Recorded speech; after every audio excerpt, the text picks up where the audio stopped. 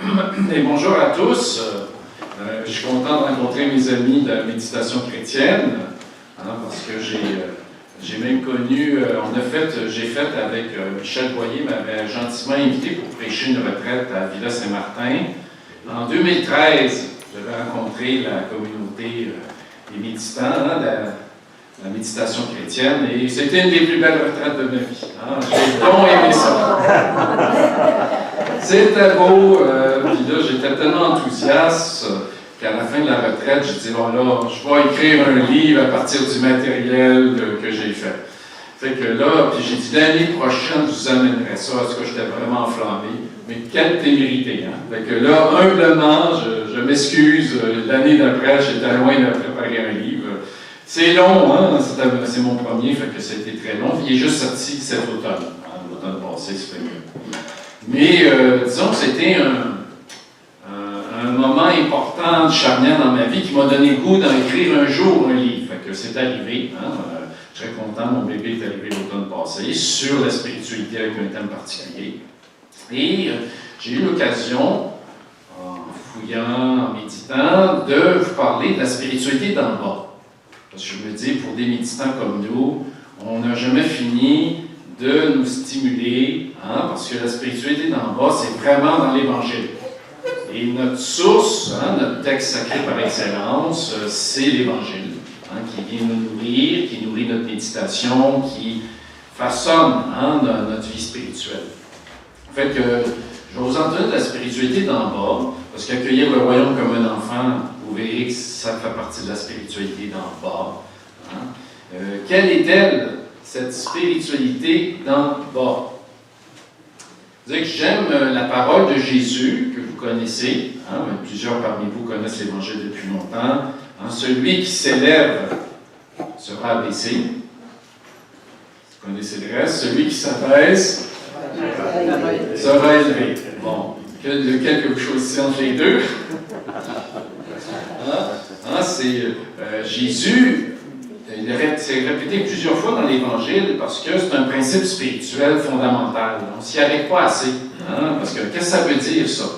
C'est pas moi qui vais vous donner l'interprétation finale, parce que l'Évangile est toujours ouvert, il y a toujours beaucoup de richesses et d'interprétations possibles.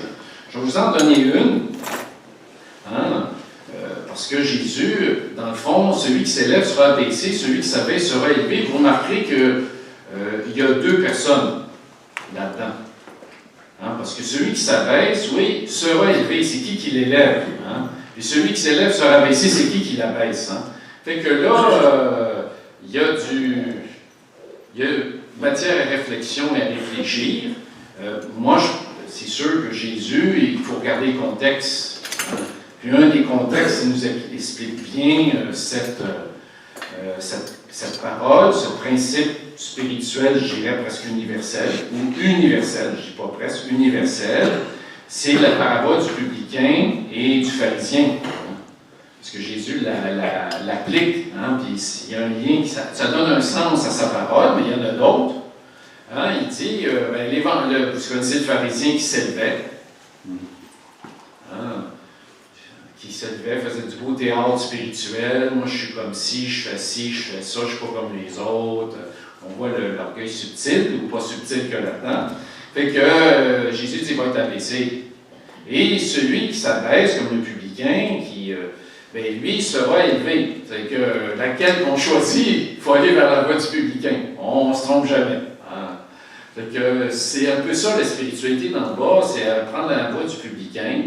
Et pour moi, abaisser, ça peut être l'abaissement, justement, de l'ego.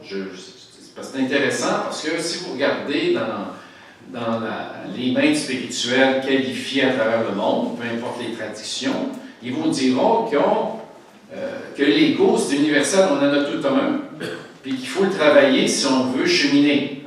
Je veux dire que je sois un moine bouddhiste, chrétien, hindou, c'est le même ego, c'est les mêmes difficultés, c'est les mêmes combats. C'est quelque chose de commun dans l'univers religieux, spirituel, c'est bien ça. La purification de l'ego, c'est pas facultatif.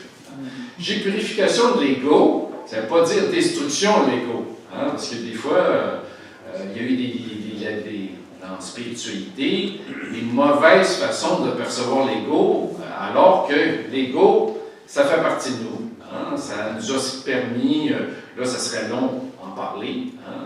J'en parle un peu plus dans mon livre, dans le sens que c'est quoi l'ego? Hein? Ça veut dire qu'il y aura différentes définitions, différentes... mais en y travaillant un petit peu, on voit que l'ego, il se forme dès l'enfance et c'est un mécanisme de survie. Hein? Ça nous aide, ça nous protège, ça fait partie de notre identité. Paul va parler du vieil homme, du faux moi et tout ça. Ça n'empêche pas que ça fait partie de nous parce qu'on le développe pour l'interaction avec les gens. Hein? Puis comment? Pour atténuer nos souffrances, parce qu'on se rend compte, tu sais, le bébé, peut-être qu'il veut l'amour, mais c'est pas toujours ça qu'il rencontre. Puis à un moment donné, ça façonne des mécanismes de défense chez nous qui servent. Hein? Tu sais que c'est pratique, l'ego, ça peut nous aider. Puis même un ego qui ne fonctionne pas bien, c'est un problématique. Hein? Un ego qui ne fonctionne pas bien, quelqu'un qui est toujours dans l'anxiété, ou etc., ben, il faut de la thérapie pour rendre plus fonctionnel l'ego. Puis j'aimais beaucoup Lita Bassett, me disait récemment, elle dit « Oui, mais là, renoncer à l'ego, oui, mais avant de faire ça, il faut bien en avoir un. » C'est un problème chez les gens, parce qu'elle dit « Moi, ça fait 30 ans que j'accompagne spirituellement des gens, puis souvent, j'arrive devant des gens qui appellent ça des flasques. Hein? Moi, je dirais en mot québécois, des flaques, hein? Dans le sens qu'ils n'ont pas de personnalité, ils n'ont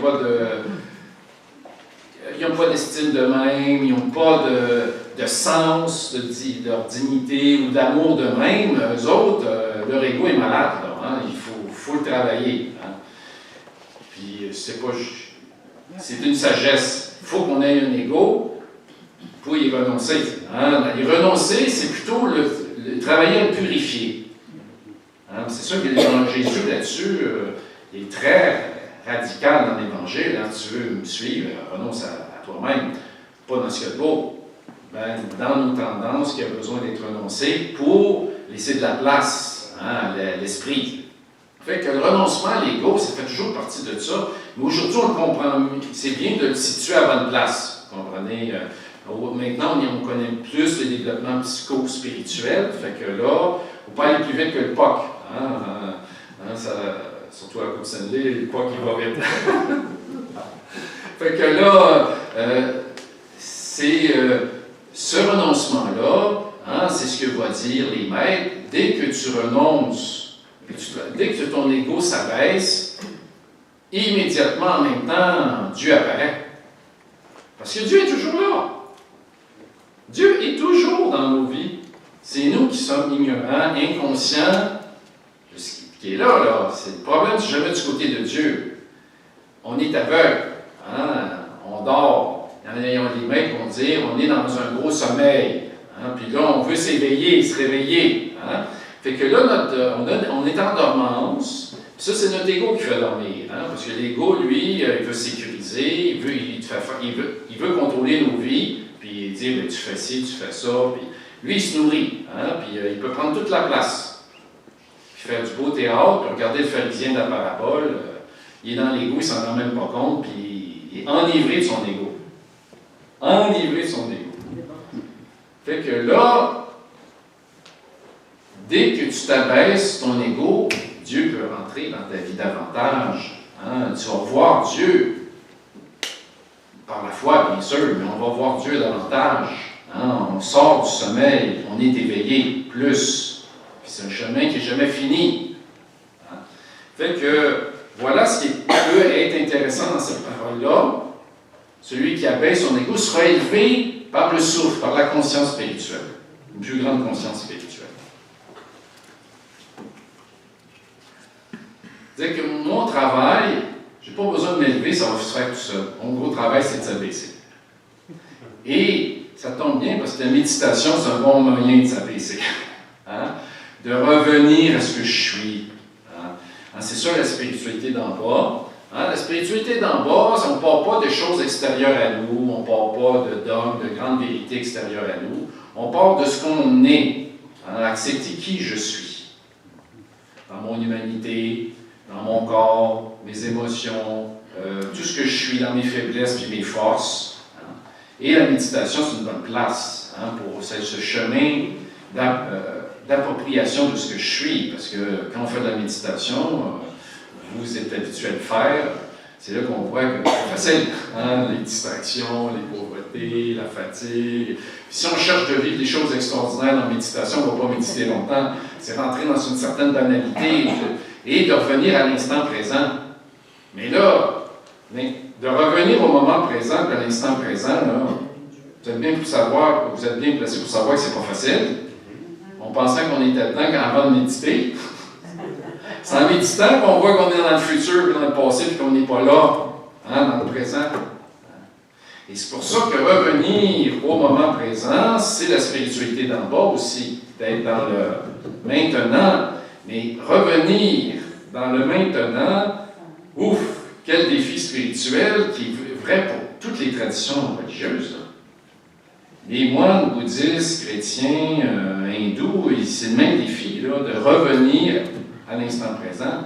Et c'est ça qui est un mantra nous aide. Hein, John Wayne m'en a parlé. C'est un moyen, c'est pas un but le mantra, c'est un moyen pour nous ramener à la présence, hein, à être en présence de l'éternel présent. Peu importe le mantra qu'on prend, c'est un moyen. Fait que la spiritualité d'en bas dit la vie spirituelle ne se vit pas ailleurs qu'au cœur de mon humanité. À l'intérieur, c'est au cœur, c'est pas dans mes idées, dans mes belles théologies, ou etc. Ça se vit au cœur de ma vie humaine. Hein? Fait que j'ai visité Anselm Grün, parce qu'Anselm Grün a écrit, que beaucoup de gens connaissent, a écrit un beau livre sur la spiritualité d'en bas. Fait que je dialogue dans mon livre avec lui là, sur la spiritualité d'en bas, parce que je me dis, ça c'est une base, on n'a jamais fini. Il dit descendre dans ce qu'on est réellement, dans l'inconscient avec ses ondes d'ombre, ses enfers et ses démons intimes, demande beaucoup de courage, de confiance, de lâcher prise et le soutien du souffle. Ce n'est pas un parcours de tout repos. C'est pas tout repos. De descendre et accepter qui je suis. On se fait beaucoup d'illusions sur nous-mêmes, puis l'ego l'alimente. Pauvre pharisien, il ne se connaissait pas beaucoup. De dire qu'il n'était pas comme les autres, il faut vraiment être inconscient. Quand on est vraiment un petit peu sage dans la vie, surtout que la vieillesse, ça aide, là. Quand on pogne nos bébés, puis les bobos qui montent, on se dit « Oh, on est plutôt... » Finalement, on n'est pas si meilleur que les autres. Hein? Nous aussi, on vit nos moments de découragement, de difficulté. En tout cas, vous voyez, la sagesse, c'est dire « Seigneur, je te remercie de m'avoir révélé que je suis comme les autres. » là. Puis que j'ai besoin de ta miséricorde. Ça, c'est le chemin du publicain, que le pharisien a pris exactement le contraire.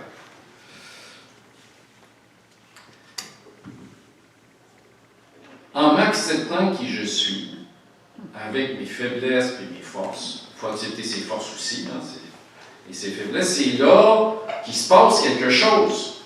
Même au niveau thérapeutique, là,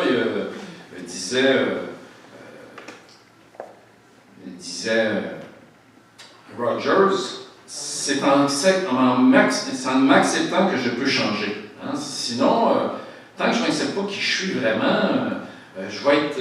comment vous voulez que je change? En plus. Et nous autres, dans la foi chrétienne, c'est encore plus fort, parce que c'est en acceptant qui je suis, et au fond, en m'abaissant dans la vérité, parce que l'humilité et la vérité, c'est la même chose. Hein? Thérèse d'Avila va dire l'humilité, c'est la vérité, c'est l'humilité. En m'acceptant qui je suis comme humain, là, comme les autres, que le souffle va m'élever.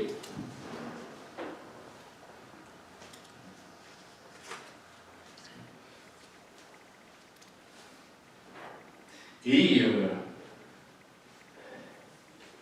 quand je vais être élevé par le souffle, je vais dire comme le psaume 22, rien ne me manque. Hein, on dit ça, le Seigneur est mon berger, rien ne saurait me manquer. On chante ça, puis on dit ça, mais est-ce que j'y crois vraiment? Hein, que rien ne me manque dans ma vie spirituelle. Hein, tout est là.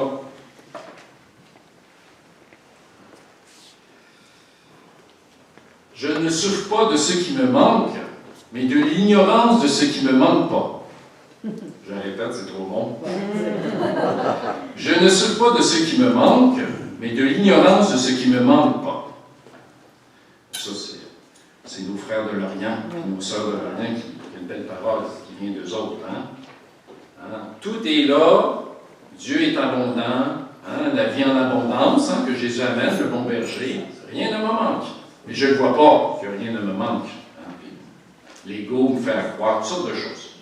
Il faut que je cours après bien des affaires, au lieu d'accueillir ce qui est déjà là. Et quand je suis élevé dans la conscience spirituelle, une bonne façon de voir notre progression, c'est de voir Dieu dans l'humain. Parce que, comme je l'ai dit, quand on n'est pas, quand on est sous la domination de l'ego, on est dans un sommeil spirituel.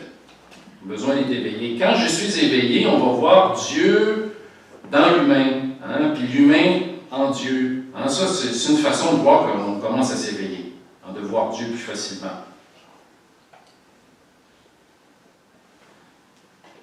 C'est un défi, qui n'est pas si facile que ça, puisque Jésus dit dans l'Évangile, j'avais faim, tu m'as donné à manger, j'avais soif, tu m'as donné à boire, j'étais nu, tu m'as vêtu, tu m'as visité en prison, quand j'étais malade. Les gens m'ont dit, quand est-ce qu'on t'a fait ça, Jésus?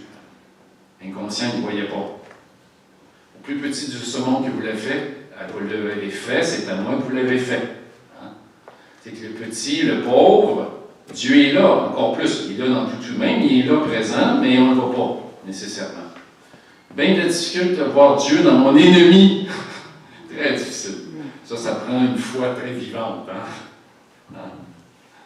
Saint François d'Assise l'appelle d'ailleurs. Il a été voir le sultan, puis il voyait Dieu chez le sultan, qui était l'ennemi par excellence à l'époque. Il y a une belle phrase d'un auteur spirituel, ça veut dire que je la lis, puis je ne sais pas si parmi vous, il y en a qui m'ont reconnu l'auteur spirituel. Il dit, plus nous aimons l'humain le plus différent, plus nous sommes près de Dieu. Il n'est pas nécessaire de le chercher dans les temples, de l'invoquer pour des miracles ou des révélations. Il est ici, en tout lieu, à toute heure, nous le voyons, nous le touchons. Il est notre frère, notre ennemi, il est en nous. On ne peut pas aimer et aider l'humain sans voir Dieu en lui, et on ne peut pas aimer Dieu sans le voir en tant qu'humain. Cherchez-vous Dieu? Eh bien, cherchez-le dans l'humain. La divinité se manifeste dans l'humain plus que dans tout autre objet. En vérité, Dieu est dans toutes choses, mais son pouvoir est plus ou moins manifesté en elle. Dieu incarné dans l'humain est le pouvoir de Dieu le plus manifesté dans la chair. L'humain est la plus grande manifestation de Dieu. On atteint la connaissance parfaite quand on voit Dieu en chaque humain. C'est beau, hein? Est-ce que quel auteur vous pensez qui a écrit ça, là? Maurice Sundel. Maurice Sundel, ça commence de Maurice Sundel, hein? Ça fait Maurice Sundel. Jean-Paul II. Jean-Paul II. John Mayne. L'abbé Pierre. Vous avez toutes raison, parce que ça pourrait être ces auteurs-là, tellement que c'est proche, mais c'est Ramakrishna, en Inde. Fait que c'est un grand Ramakrishna, là, je suis en train de lire ses écrits spirituels, c'est un grand spirituel. Ouf! C'est à peu près un Saint François d'Assise, en Inde, là, à peu près 100 virgule, là. Et il a écrit des choses de même, et quand je disais ça, je dis, un chrétien pourrait signer ça, tellement que c'est beau, puis, etc. En tout cas, je trouvais ça tellement beau, je dis, je vais le partager à mes frères et mes sœurs de méditation chrétienne. Fait que Jésus parle, on pourrait parler longtemps, parce que la spiritualité dans le bois, c'est partout dans l'Évangile, où Jésus nous invite à descendre, soyez serviteurs, descendez, servez vos frères. Écoutez, il y a bien des images de la spiritualité dans le bois. Si Jésus le répète tellement, c'est que c'est pas facile pour nous autres de le vivre et de l'enregistrer. Mais Jésus l'a vécu lui-même avant d'enseigner. Puis un beau texte qu'on va méditer ensemble, c'est le baptême de Jésus. Parce que je trouve que ce texte-là, qui est majeur, illustre bien la spiritualité dans le bas. On va le lire. Alors Jésus arrive de la Galilée au Jourdain vers Jean pour être baptisé par lui. Celui-ci l'en détournait en disant, « C'est moi qui ai besoin d'être baptisé par toi, et toi, tu viens à moi. » Mais Jésus lui répondit, « Laisse faire pour l'instant, car c'est ainsi qu'il nous convient d'accomplir toute justice. » Alors il le laisse faire. Et ayant été baptisé, Jésus remonta de l'eau, et voici que les cieux s'ouvrirent. Il vit l'Esprit de Dieu descendre comme une colombe et venir sur lui.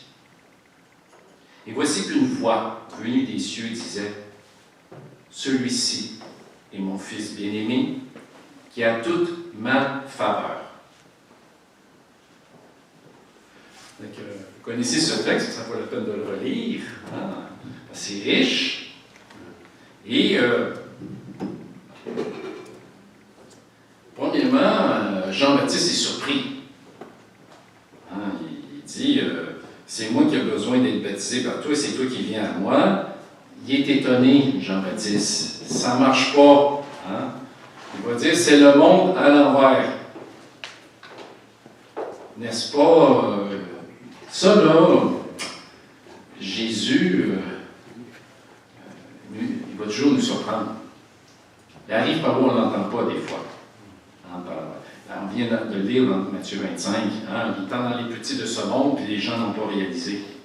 Vous connaissez l'histoire de Pierre. Si Pierre a été surpris par Jésus, c'est bien lui. Hein? Jésus, à un moment donné, arrive, il veut lui laver les pieds. Non, non, non, non. Écoute, tu vas te faire laver les pieds, mais tu ne comprends pas. Puis il dit, OK. Fait que, il y a bien des choses qu'on ne comprend pas, puis Jésus nous surprend, puis je pense qu'on ne va pas finir d'être surpris.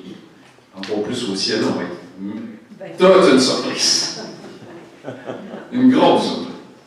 Ça, c'est la plus grosse. Fait que là, on n'est pas fini d'être étonné, puis Jean-Baptiste, il avait sa vision du Messie, puis c'est un Messie qui s'en venait, puis un peu Rambo pour aider le peuple juif. Puis là, ce Messie-là, qui a pas, tu sais, c'est quelque chose, c'est lui qui vient être baptisé. Ça n'a pas de sens, parce que le baptême, c'était pour les pécheurs. Jean-Baptiste n'arrêtait pas de dire, mais là, convertissez-vous. Et le Jourdain était plein des péchés du peuple. Hein, c'était plein de péchés. Parce que c'est ça, le baptême, tu engloutis les péchés dans l'eau, puis tu ressors comme un être nouveau. Fait que là, il faisait du baptême. Lui, il baptisait le Messie, ça n'a pas de sens, ça. C'est moi qui a besoin d'être baptisé par lui. C'est que on n'a pas fini d'être, quelqu'un me partageait ça là, tantôt. Des fois, on aide les gens, mais quand on aide les gens, c'est eux qui nous aident des fois. On pense aider le monde, mais souvent, c'est eux autres qui nous aident en les aidant hein, aussi. Fait que, voilà. Fait que Jean-Baptiste, il ne comprend pas, mais Jésus dit, tu ne comprends pas, mais il faut le faire, il laisse faire. Puis un peu comme Pierre, il fait un acte de foi, puis il dit, bon, on va le faire, il faut qu'il me le demande. Mais Jésus voyait sa solidarité. Hein? Là, on est dans la spiritualité d'en bas, parce que Jésus accepte qu'il est un humain. Il n'est peut-être pas pécheur, mais il devient solidaire de ses frères et sœurs. Je descends. Vous voyez, les grands saints, les grands spirituels, leur descendent toujours vers le monde avec miséricorde. Hein? Il y en a même qui disent, ah, mais là, moi, l'important, ce n'est pas mon bonheur, c'est, pour le moment, c'est surtout faire ceux des autres. Là. En faisant ceux des autres, ils sont très heureux. Là. Mais, ce que je veux dire, c'est qu'à un moment donné, Jésus est solidaire de ses frères et sœurs. Il descend, il s'abaisse, il accepte l'humanité telle qu'elle est. C'est vraiment la spiritualité d'en bas. Là. Tu ne peux pas descendre tout bas. Puis ça préfigure la croix. C'est à la croix que Jésus est le plus serviteur, puis qui est le plus dans la spiritualité d'en bas. C'est-à-dire que Jean-Baptiste attendait le très haut dans sa conception, puis c'est le très bas qui va arriver. Il ne faut pas oublier que Dieu n'est pas juste le très haut. Il faudrait dans notre liturgie rajouter, il est le très bas.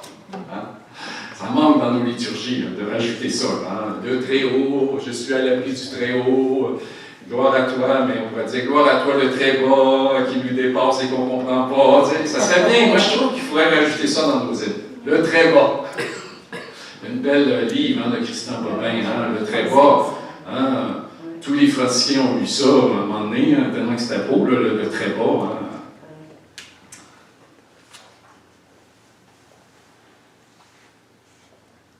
Fait que, qu'est-ce qui arrive quand Jésus descend? Le souffle arrive. La colombe descend sur lui. Vous voyez, hein, ça illustre bien son vécu, qui va être aussi le nôtre. Quand on s'abaisse, on est élevé. Ça marche en même temps, ça. Jésus, tout de suite, est élevé, dans le sens, écoutez, c'est sûr qu'il se savait aimer, Jésus, mais là, ça lui est redit avec grand déploiement. voici mon fils bien-aimé, manifestation de l'amour. Jésus rentre encore plus dans cette conscience spirituelle de ce qu'il est. Hein.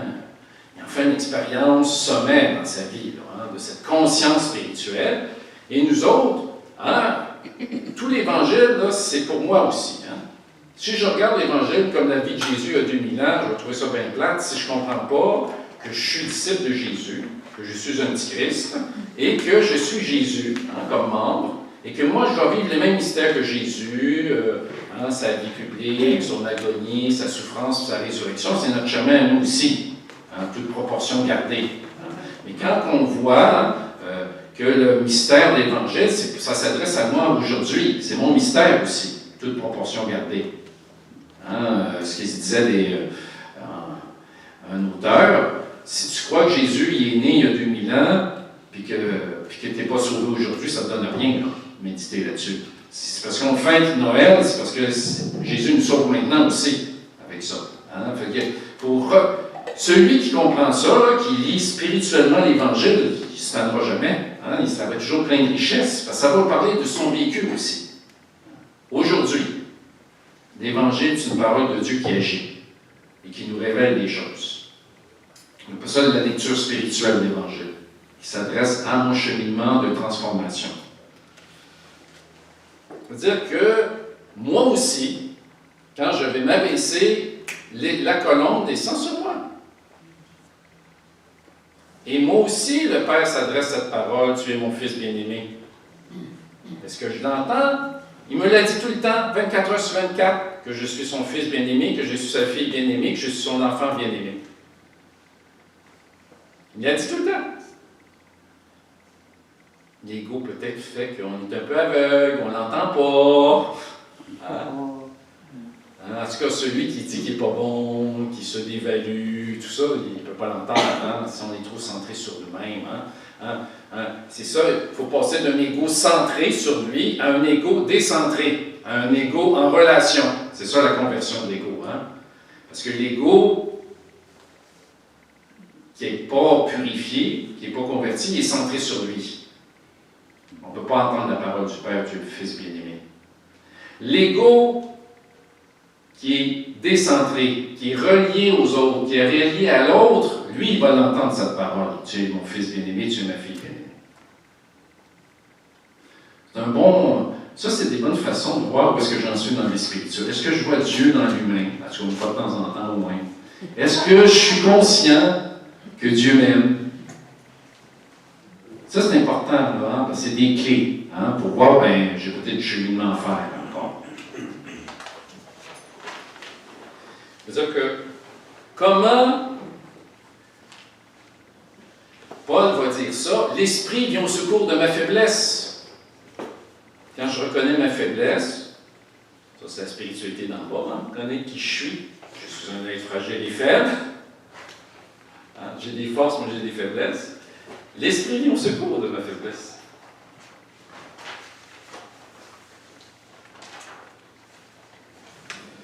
C'est-à-dire que j'aime, j'ai trouvé ça dans les livres de Jean-Yves Leloup, qui est un bon auteur spirituel que j'aime.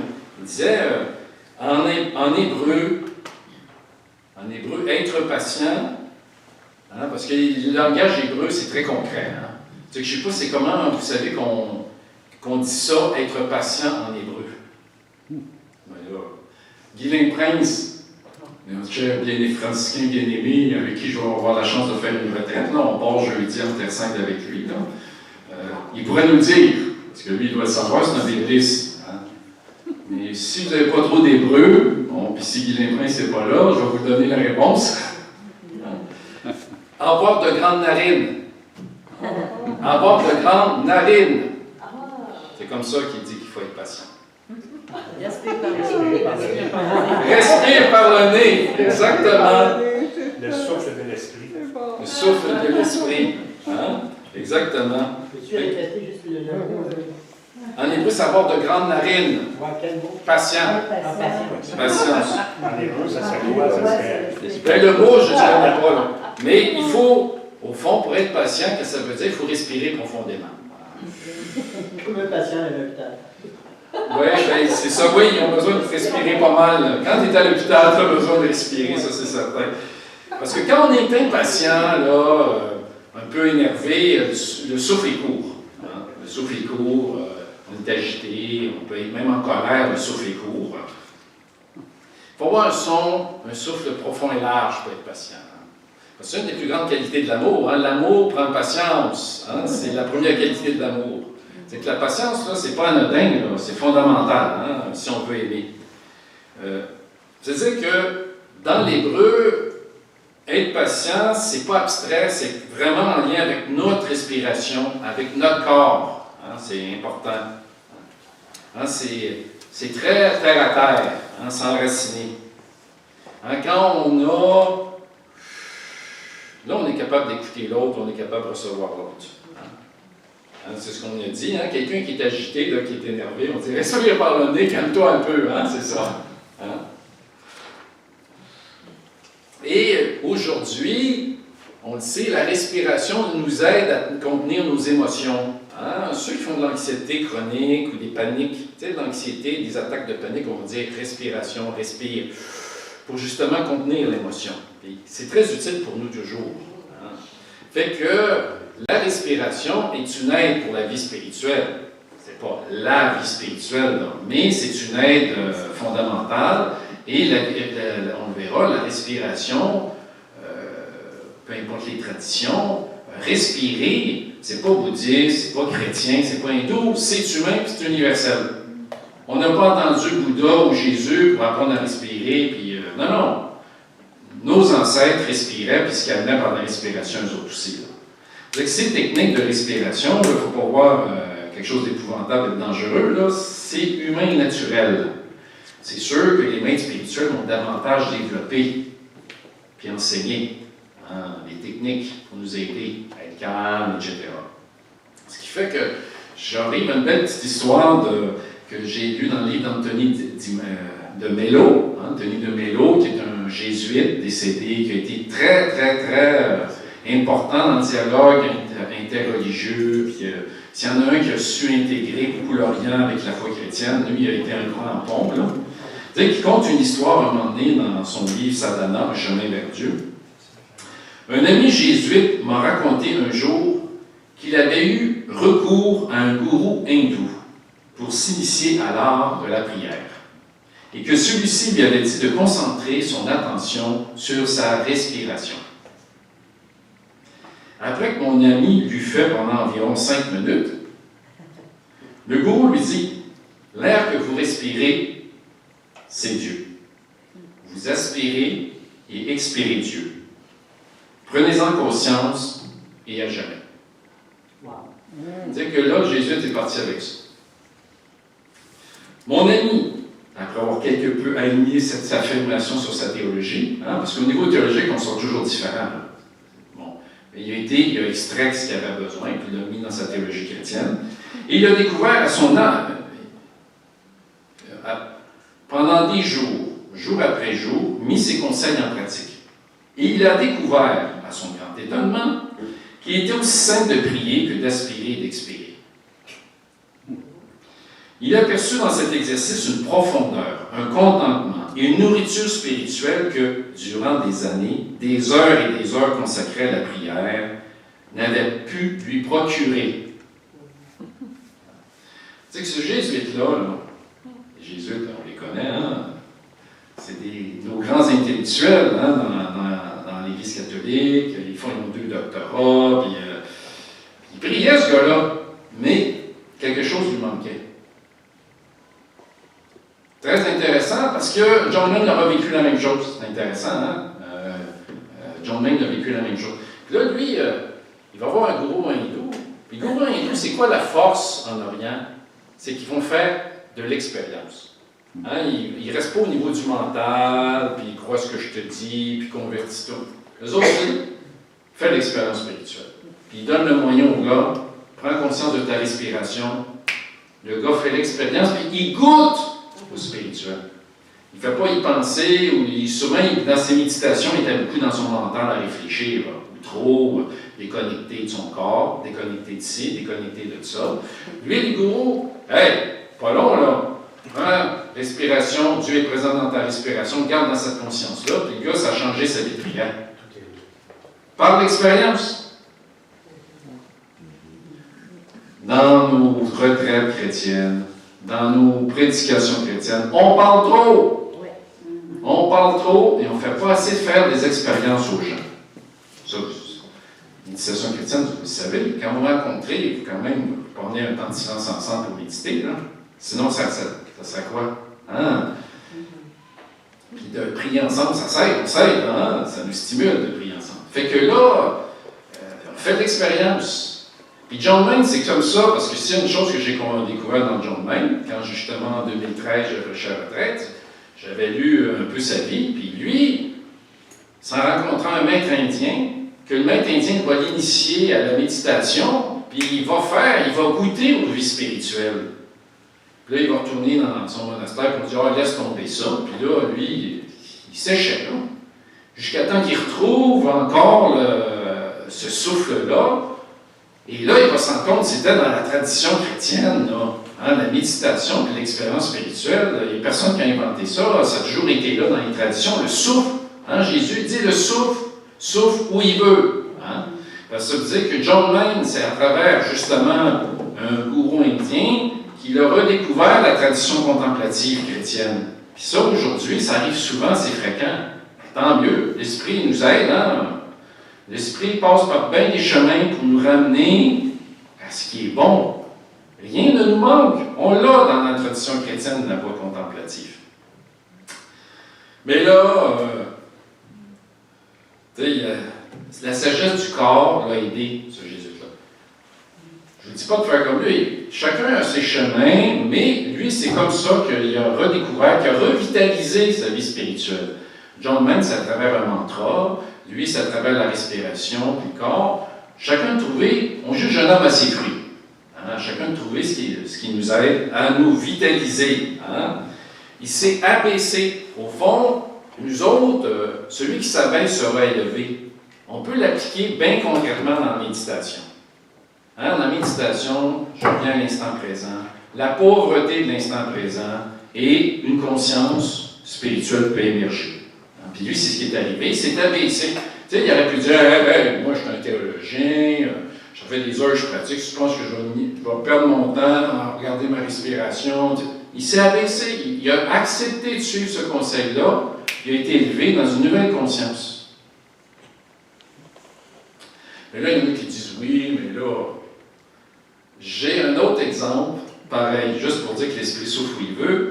C'est de Jean-Yves Leloup, dans son beau livre « La montagne dans l'océan ». Dans ce livre-là, il compte un peu son expérience au mont Athos. Là, on retourne en terre chrétienne. Parce que le mont Athos, on ne peut pas dire qu'ils ne sont pas chrétiens. Hein? Tous des moines orthodoxes, puis la foi en Jésus, puis même certains sont un peu intégrés, certains monastères, mais quand même. Hein? C'est à Séraphim. C'est que Séraphim, qui est un maître spirituel chrétien, hein, pour ceux qui auraient des petits doutes, là, ils disent oui, mais là, on dit du mélo. Mais là, non. Séraphim, reconnu dans l'Église orthodoxe comme un grand spirituel. Lui, Jean-Yves Leloup, il a eu la chance d'apprendre à prier avec un maître comme ça. Là, il nous les ramène dans le livre, c'est de toute beauté. Mais il donne des exemples de la nature, Séraphim, c'est extraordinaire. Très pédagogique. Justement, il lui fait faire des expériences comme en Orient. À un moment donné, il parle de la respiration. Je trouve ça intéressant, parce que à l'autre bout du monde, là, c'est la même chose. En Inde, puis bon, Athos, c'est deux mondes. Hein? Fait que, il dit, Séraphim, celui qui écoute attentivement sa respiration n'est pas loin de Dieu. Hein? Il est plus chrétien, hein? Il n'est pas loin. Hein? Écoute qui est là à la fin de ton expire, qui est là à la source de ton inspire. Prier, ce n'est pas penser à Dieu. Quand tu es avec quelqu'un, tu ne penses pas à lui, tu respires avec lui. Wow! Là, quand vous êtes avec vos amis, là, vous arrêtez de respirer. Vous respirez avec eux. On est d'accord, mais on ne peut pas respirer avec Dieu. C'est beau, hein? Prier, c'est respirer consciemment et profondément. Ce n'est pas avoir des pensées sublimes sur Dieu, c'est ne faire qu'un avec son souffle qui te traverse. C'est beau, ça. C'est très beau. Ça mérite d'être dit. Redis.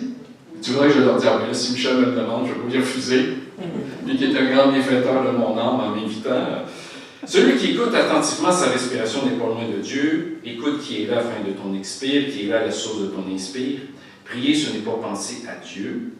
Quand tu es avec quelqu'un, tu ne penses pas à lui, tu respires avec lui. Prier, c'est respirer consciemment et profondément. Ce n'est pas avoir des pensées sublimes sur Dieu, c'est de ne faire qu'un avec son souffle qui te traverse. La citation continue. Notre vie ne tient qu'à un souffle. C'est le fil qui te relie au Père, à la source qui t'engendre. Sois conscient de ce fil et va où tu veux. Puis, au fond, on va applaudir Séraphin, mais qu'est-ce que je veux dire, c'est qu'il dit la même chose que le maître indien. Prends conscience de ta respiration, c'est ton fil avec Dieu. Il dit autrement dans sa théologie, mais il y a des choses communes. Vous voyez, hein, c'est la même sagesse spirituelle. Hein? Voilà qui... Puis ça rappelle la Genèse. La Genèse, quand la création de l'humain, Dieu prend de la boue, et qu'est-ce qu'il fait quand il fait la boue? Il souffle de souffle de vie dans les narines de l'humain d'Adam. On trouve les narines là. C'est par les narines que Dieu souffle son souffle de vie. C'est beau, hein? C'est très profond comme anthropologie spirituelle. Hein?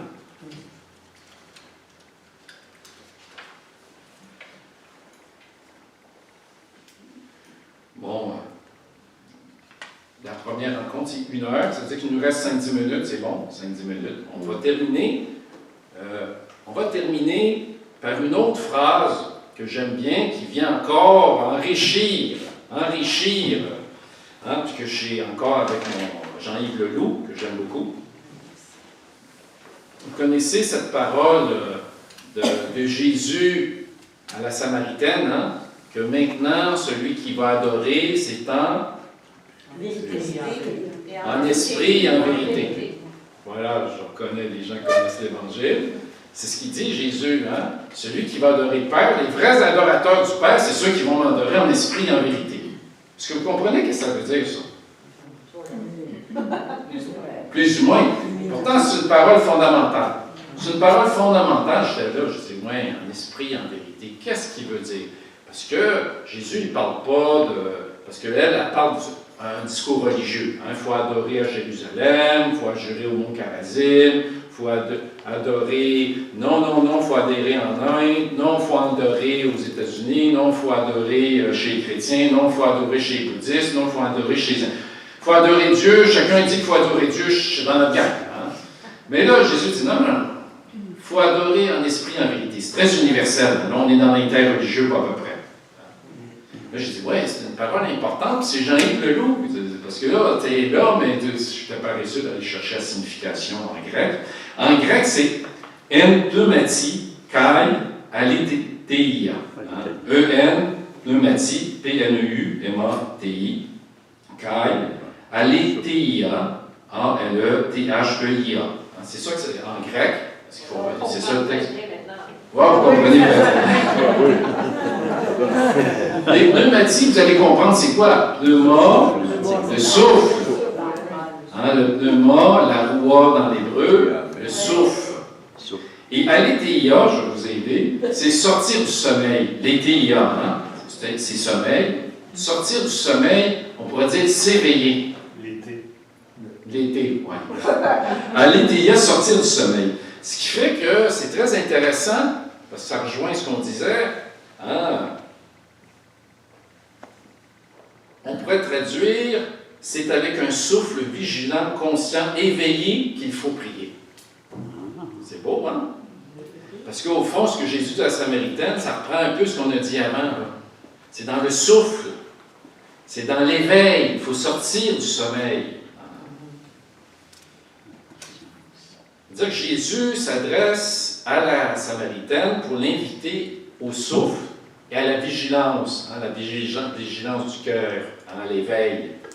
Et ça, cette tradition spirituelle qui initie chez les Samaritaines va se continuer tout le temps dans la tradition chrétienne. Les pères du désert vont prier dans le souffle de la vigilance.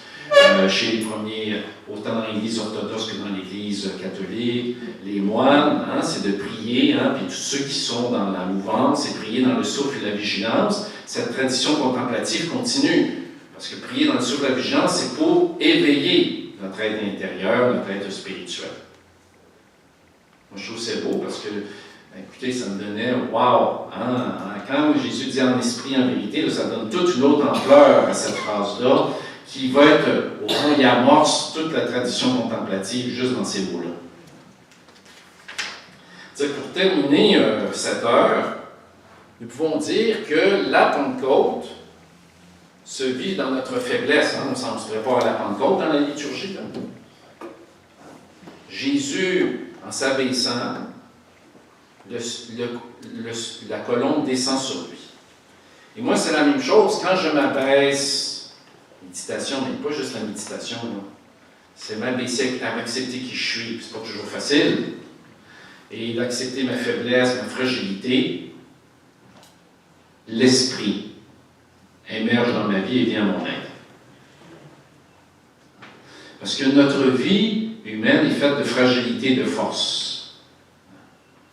On est tous fragiles. Puis moi, à l'hôpital, je suis intervenant en soins spirituels, je travaille beaucoup en soins palliatifs aussi. Avec des fins de vie, tout ça, les gens, là ils font l'expérience de la fragilité, ils font l'expérience de la faiblesse. On peut s'imaginer qu'on ne l'est pas, puis tant mieux si on a la santé, mais ce n'est que partie remise. On est fondamentalement fragile. Puis ceux qui sont en soins palliatifs sont des spécialistes de la fragilité. Ils la connaissent, puis la vivent. C'est un méchant défi. Mais en même temps, quand j'écoute ces gens-là, il n'y a pas juste de la faiblesse, il y a des forces aussi. Il y a des forces, et des coups. Ils restent faibles, mais ils vont chercher leurs ressources. Qu'est-ce qui va m'aider à traverser, à vivre ma faiblesse? C'est là que notre vie spirituelle est très, très, très utile. Laissez-moi vous dire que là, vous ne regretterez jamais de méditer et d'avoir une vie spirituelle, surtout à la fin. C'est une ressource très importante. Et eux autres, il y a ça, mais il y a aussi les relations. Eux autres, il reste 3 mois à vivre. Ils ne vont pas se bordrer. Excusez-moi l'expression super québécoise. Ils ne vont pas se bordrer. Ils ne vont pas s'énerver avec des détails. Il leur reste 3 mois à vivre. Qu'est-ce que vous allez faire vous-même? Parce qu'un jour, vous allez avoir quelques mois à vivre. Peut-être que vous ne serez pas d'avance, mais quand même, là, on va s'occuper de ceux qu'on aime, de ceux qu'on veut aimer. On pense à terminer mon passage. Fait que là, on est dans l'essentiel, en général. C'est pas tout le monde, il ne faut pas idéaliser. Là. Et au fond, Jean Vanier nous a quittés récemment, puis le message de Jean Vanier, qui est évangélique, il disait la même chose. La vie humaine est un cheminement de la faiblesse à la faiblesse. Être humain, c'est accepter la cohabitation en nous de la force et de la faiblesse. C'est accepter et aimer les autres tels qu'ils sont avec leur force et leur faiblesse. C'était un des messages forts de Jean Vanier. Important à rappeler. Jésus lui-même, où il est très faible à Gethsémani. Il est écrasé, il y a l'agonie, il sue du sang. Qu'est-ce qui est la parole, sa force qui émerge dans sa faiblesse? C'est Abba, petit papa chéri. C'est le cri de confiance, c'est la prière. C'est petit papa chéri, Abba, qui va jaillir du cœur de Jésus. Quand il va être très faible, très fragile, c'est la force de l'amour. Parce que l'amour, dit Paul, fait confiance. L'amour espère tout. Ce qui fait que Jésus, même s'il est écrasé, son amour continue à faire confiance au Père et à espérer, petit papa chéri. C'est ce qui est arrivé à Jésus. N'est-ce pas ce que je suis appelé à vivre dans mes moments de fragilité, mes moments de difficulté, que je puisse, que le souffle vienne pour me faire dire Abba. J'en arrache, je ne comprends plus rien, mais tu es avec moi. Je remets mon esprit entre tes mains, malgré même si avant j'ai dit, mon Dieu, pourquoi m'as-tu abandonné? Parce que c'est à la croix, Jésus va dire les deux. Mais voyez, la méditation, c'est pour que le Abba émerge dans nos vies continuellement, la confiance, le cri de confiance. Ça, c'est la Pentecôte sur les faiblesses. Amen. Que j'attends ce moment, parce que c'est bien de parler, mais c'est encore mieux de prier ensemble. On est d'accord que c'est comme ça qu'on avance, le plus. Hein? Fait que je ne dépasserai pas mon temps, parce que je pense qu'on a déjà, ce qu'on a dit avant, nous a lancé. Hein? Nous lance, c'est une stimulation pour d'aller, c'est une stimulation pour nous mettre sous le souffle. Hein? Avoir soif du souffle. Je pense que, en tout cas, j'en reviens pas quand je rencontre les frères et sœurs de la méditation chrétienne. Ça me fait du bien. La retraite de 2013, ça a été une de mes meilleures. Et je suis reconnaissant de cette retraite-là. C'est grâce à Michel Boyer. Ça m'avait beaucoup aidé. Ça m'a mis sur le souffle, justement. Et ça m'avait donné le goût d'écrire. Mais après ça, j'ai été abaissé dans mon ego parce que je savais que c'était pas mal plus difficile d'écrire un livre. Ouf!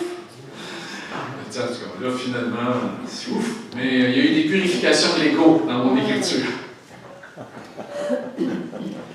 Fait que, ben, écoutez, merci. Entre-temps, on a jasé pas mal avec plusieurs. C'est intéressant. De toute façon, moi, je vais faire la méditation, puis je resterai un petit bout de temps aussi pour continuer d'échanger. Là, je sais que vous avez une belle journée qui vous attend.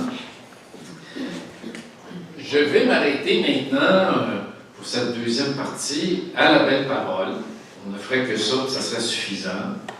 Revenir sur cette parole, hein, tu es mon fils bien-aimé, tu es ma fille bien-aimée. Revenons à ce beau texte du baptême, hein, où justement c'est un défi pour nous autres de la laisser résonner, hein, de l'entendre, que ça nous fasse vivre, qu'on la... Parce que ça faisait vivre Jésus. Hein, Jésus, c'était quoi son mantra, Jésus? Hein, cette petite parole. Hein, on ne saura jamais, il y a un mystère à la prière de Jésus. La seule chose qu'on sait, c'est que Jésus, c'était le plus connecté au Père qu'il pouvait avoir. Hein? Il n'y a jamais eu un homme plus connecté que Jésus au Père. Et à Gethsémani, son cri du cœur, c'est « Abba, petit papa chéri ». Donc, il y a des petites chances que le mantra de Jésus tournait autour du mot Père. Abba, où il y avait sûrement plusieurs noms. Hein? Et Jésus connaissait les psaumes, par cœur, comme tout bon juif. Il priait les psaumes. Mais le Abba, c'est quelque chose. Hein. Pour nous, c'est un mot sacré chez les chrétiens. Tellement vrai que dans le Nouveau Testament, on n'a pas voulu le traduire, on l'a laissé en araméen. Hein, parce que Jésus ne parlait pas grec avec ses disciples, il parlait araméen. Fait que là, notre texte sacré est grec, mais c'était comme le mot sanctuaire encore plus sacré de l'avoir gardé en araméen. Hein. Fait que ça nous dit quelque chose du mantra de Jésus. Lui, il répétait ça sûrement, le mot Père. Hein. La preuve, c'est quand il va nous enseigner, il va dire notre Père. Hein. Fait que là, il dit quand vous priez, dites notre Père. Il veut dire que son mantra est passé dans la tradition chrétienne. Fait que, il y en a une qui m'a parlé tantôt, puis je ne sais pas si je vais pouvoir répondre à ces questions, parce que c'est une question très difficile, mais au moins j'amorce une réflexion. Elle me dit, oui, mais moi, tu es mon fils bien-aimé, mais je chante, c'est possible de sentir ça. Moi, je ne chante pas ça. Je chante pas, ça ne fait pas vibrer ou je ne le sens pas. Ou comment faire pour, justement, ou même à la limite, il y a une question qui se pose. Comment quelqu'un peut être conscient d'être aimé s'il n'a jamais été aimé dans sa vie? Hein, ça, on va aller plus loin. Elle ne m'a pas posé cette question-là, mais on peut aller plus loin. Mon père ne m'a pas aimé, ma mère ne m'a pas aimé, je suis devenu violent. Comment, lui, quelqu'un peut dire, oui, le père m'aime? Tu sais, c'est tout un chemin. Hein? C'est plus facile, quand on a déjà été aimé, de croire à l'amour. Hein? C'est quelqu'un qui a été aimé humainement, ça va être plus facile de croire à l'amour, hein, du père pour lui. Puis si son père l'a battu, si son père a été violent et qu'il n'a pas aimé ou abusé, comment voulez-vous qu'il y ait une vision du Père? Hein? Comme ça, il y a tout un chemin de guérison à faire. Il y a tout un chemin, c'est possible, mais il faudra qu'il soit purifié parce qu'il faudra qu'il comprenne que le Père de Jésus, c'est pas comme son Père de la terre. Mais il y en a qui font des connexions, surtout au début. Fait qu'il y a tout un chemin de purification et de guérison. Hein? Mais, je veux dire, moi-même, je peux juste parler en Des fois dans ma vie, je me suis senti aimé. Ça ne veut pas dire que j'entendais tuer mon fils bien-aimé, comme ça, textuel. Mais il y a des moments où on se sent aimé. En tout cas, moi, c'est ma vie. En général, ma vie spirituelle se fait plutôt dans la nuit de la foi. Ça, à ce niveau-là, Jean de la Croix, il m'a beaucoup rassuré. La nuit de la foi. C'est-à-dire qu'on a des moments de sécheresse. Et lui-même le dit, Dieu n'est pas dans le senti toujours. Des fois, il peut te donner une consolation spirituelle, où tu sens l'amour. C'est important, ces consolations-là. Parce que j'ai beaucoup aimé Thomas Keating. Tu sais, ces consolations spirituelles qu'on reçoit, souvent, c'est de la thérapie divine pour nous aider à guérir. Mais si j'en reste là, ça peut devenir des idoles. Le sentiment d'être aimé, le sentiment de Dieu devient une idole, parce que Dieu, dans l'authentique tradition spirituelle, est toujours au-delà de ce qu'on peut en dire, en penser, la transcendance de Dieu. Je ne peux pas mettre la main sur Dieu, je ne peux pas le ramener. C'est pour ça que Dieu aura toujours une partie nuit à nos sens, une partie présente dans l'absence, parce que le Dieu qu'on projette, Dieu est plus grand que le petit Dieu que je crois, ou que je sens, ou que je pense qu'il est. Vous voyez, Dieu est au-delà de mes conceptions que j'ai sur lui, ou des sentis que j'ai sur lui. Fait que, mais les sentis ne sont pas mauvais, c'est un chemin important. Mais je pense, quand cette parole, tu es mon fils bien-aimé, se dit sur bien des façons dans nos vies. Je pense que pour la majorité des gens, vous avez vécu des expériences de l'amour, des expériences de cette parole-là. Ça peut être une rencontre avec une personne significative. Vous avez rencontré une personne, puis ça vous a touché. Même il y a des gens, quand il y a des rencontres avec certaines personnes qui vont changer la vie de quelqu'un. Il va dire, j'ai rencontré cette personne-là et ça m'a fait découvrir ma vocation. Pourquoi j'étais là et tout. C'est quand même le Père qui lui dit quelque chose. Parce que Dieu, souvent, passe à travers l'autre, la médiation de l'autre. Ça, c'est très chrétien. Dieu, même Jean de la Croix va le dire, Dieu aime se cacher dans la médiation de l'autre. C'est rare que Dieu va intervenir directement. Il préfère passer par la médiation de l'autre. Dieu ne viendra pas te parler si tu as déjà parlé à travers ton conjoint ou ton accompagnateur spirituel ou peu importe qui, ton voisin. Dieu peut te parler à travers ton voisin. Si on est attentif, mais c'est pour ça que la méditation nous aide à écouter cette parole du Père qui peut être inattendue. Comme Jean-Baptiste, il a été surpris. Nous autres aussi, on va être surpris. Dieu va nous parler des fois avec des personnes qu'on ne pensait pas. Des gens qui sont là, hey, il m'a dit ça. Ça me touche. Pourquoi il m'a dit ça? Puis là, on se rend compte que c'est ça que j'avais besoin d'entendre dire à ce moment-là de ma vie. Puis l'autre te dit ça, j'ai vu ça des gens, vous avez vu ça, hey, tu m'as dit ça il y a 2 ans, ça m'a fait du bien. L'autre te regarde, il s'en souvient même pas. Moi, est-ce que ça m'est arrivé quelquefois? Te souviens-tu, tu m'as dit ça, ça m'a fait du bien, ou tel événement, tu te regardes tout surpris, comme ça, Jean-Baptiste. C'est-à-dire que ça, c'est des manières que Dieu nous dit qu'il nous aime. Nos expériences de sentiments amoureux. Il y en a qui ne vivent jamais, mais il y en a qui ont pu tomber amoureux. En tout cas, j'espère pour ceux qui sont en couple que vous avez vécu au moins ce moment-là au tout début, puis que ça continue autrement. Sentiment amoureux qui nous fait sortir de nous-mêmes, une extase. Une extase, là, il ne faut pas voir ça juste chez les mystiques, puis les nuages, puis les gens au plafond. L'extase, c'est sortir de soi. Ça, sortir de soi, c'est une belle expérience qui nous est donnée dans la vie. C'est des moments où, wow, ça peut être vraiment un sentiment amoureux qui nous fait sortir de nous-mêmes, mais ça peut être devant un paysage, une telle beauté que vous remarquerez que quand là, vous êtes saisi par un paysage, puis vous dites wow, wow, vous êtes dans le moment présent. Là vous n'êtes plus dans l'ego. Vous êtes dans votre cœur d'enfant qui s'émerveille, vous êtes saisi par quelque chose de plus grand. On n'est plus dans l'ego. On s'éveille, on sort du sommeil. c'est important ces moments clés, parce que dans le discernement spirituel, il faut garder en mémoire ces moments importants de nos vies. Hein, ces expériences sommet, là, il y en a beaucoup. Il faut les garder. Il peut y avoir... j'ai accompagné quelqu'un, récemment, il y a 3 semaines, j'ai vu une intervenante en soins spirituels au Nouveau-Brunswick qui a dit, « Moi, je suis devenue intervenante en soins spirituels, elle travaille dans un hôpital. J'ai accompagné ma sœur dans le cancer, et bon, il l'a accompagnée la dernière année de sa vie. Ça m'a tellement marqué que j'ai voulu faire ça. Dieu s'est adressé à elle à travers son accompagnement en soins palliatifs. Ça peut être un rituel, un moment fort dans un rituel, une messe ou dans la méditation.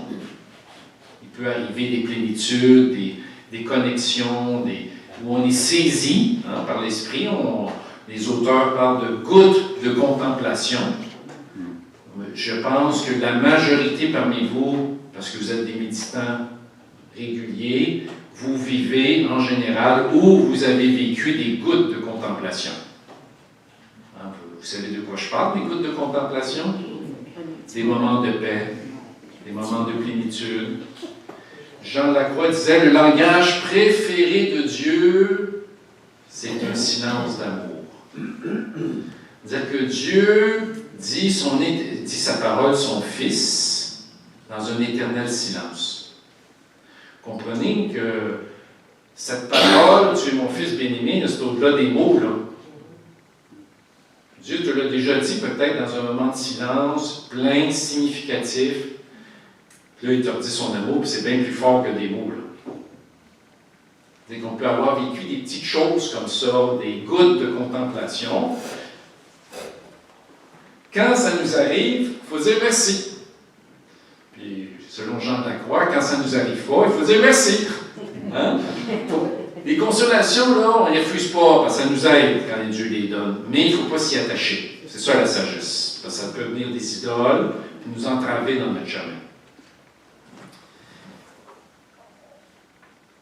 Ces moments de contemplation, ces moments sommets, sont importants dans notre discernement.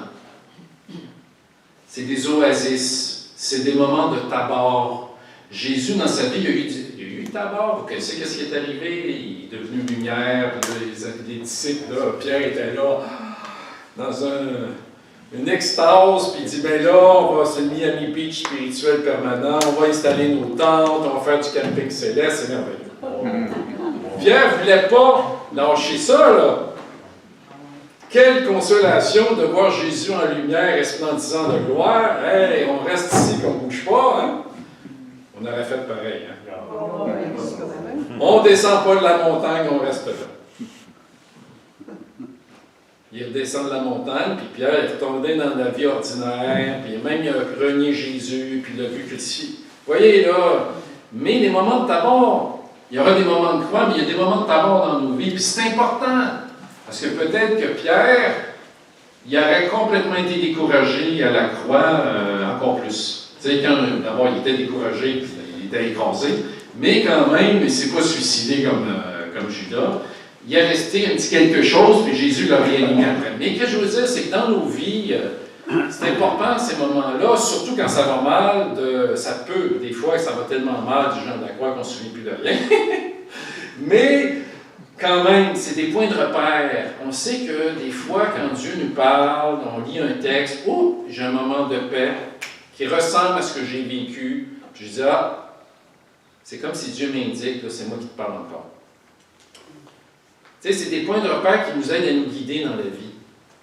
Parce que des fois, quand on est perdu, quelqu'un revient, puis on retrouve une certaine paix, un certain fruit de l'esprit, puis on dit, on a déjà vécu ça. On n'est pas des analphabètes. Vous avez tous d'expérience spirituelle. Vous avez l'onction, dit Saint Jean en vous, l'onction intérieure qui vous aide à discerner. Il ne faut pas toujours attendre de l'extérieur. Vous avez ce qu'il faut par l'onction spirituelle pour vous aider à discerner. Cette onction-là, c'est l'esprit qui est en vous, qui vous aide à dire, oups, il me semble que là, j'aide. Tu sais, je fais du bénévolat, dans un centre d'hébergement pour personnes âgées. C'est difficile. C'est quand même pas facile parce qu'il y a beaucoup de misère dans le centre d'hébergement. Mais en même temps, vous sentez la paix. Vous sentez que vous êtes à votre place et que Dieu vous appelle là. Puis ça vous enrichit, vous sortez de là nourri. Dieu te redit, tu es mon fils et ma fille bien-aimée, au service de tes frères et sœurs âgés qui ont besoin. Vous voyez, je vous donne un exemple là. Vous voyez que la parole, tu es mon fils, ma fille bien-aimée, il faut le voir dans un sens très large. Et pour celui, ça peut arriver, qui n'a jamais vécu l'expérience de l'amour, ça peut arriver, bien là, il ne faut pas se décourager. Il faut qu'il la demande. Seigneur, ça ne me dit rien. Ça ne me dit rien, l'amour. Je n'ai pas vécu, je ne connais pas ça. Donne-moi de faire l'expérience de l'amour. Donne-moi de faire l'expérience d'être aimé. Pensez-vous que Dieu va refuser une prière comme ça et qu'il ne l'écoutera pas d'une manière ou d'une autre? Là? Avoir le désir de faire cette expérience-là, d'après moi, suffit. C'est que si tu n'as jamais vécu l'expérience dans ta vie de te sentir aimé, il ne faut pas désespérer, demande-la. C'est ce que je rajouterais en filigrane. Je ne sais pas si ça répond un petit peu à ce que... Mais c'est une question majeure. C'est pour ça que j'ai dit, je veux juste lui répondre à la personne, parce que je trouve que c'est quelque chose qui est fondamental, parce que Jésus va dire dans l'Évangile, « Comme le Père m'a aimé, moi aussi, je vous ai aimé. » On ne s'arrête pas assez à cette parole de Jésus. « Comme le Père m'a aimé, moi aussi, je vous ai aimé. » Jésus était conscient d'être aimé du Père. C'est la base. C'est comme ça qu'il nous a aimés. De son amour, Jésus était conscient qu'il était aimé. Vous imaginez, avec une mère comme la Vierge Marie et Saint Joseph, il y avait de l'amour dans la famille. Là. Il n'y a pas eu beaucoup de problèmes dans son développement psychospirituel, Jésus. Dieu s'est occupé pour qu'il y ait une famille non dysfonctionnelle. Pourquoi? Parce que, à cause de sa mission,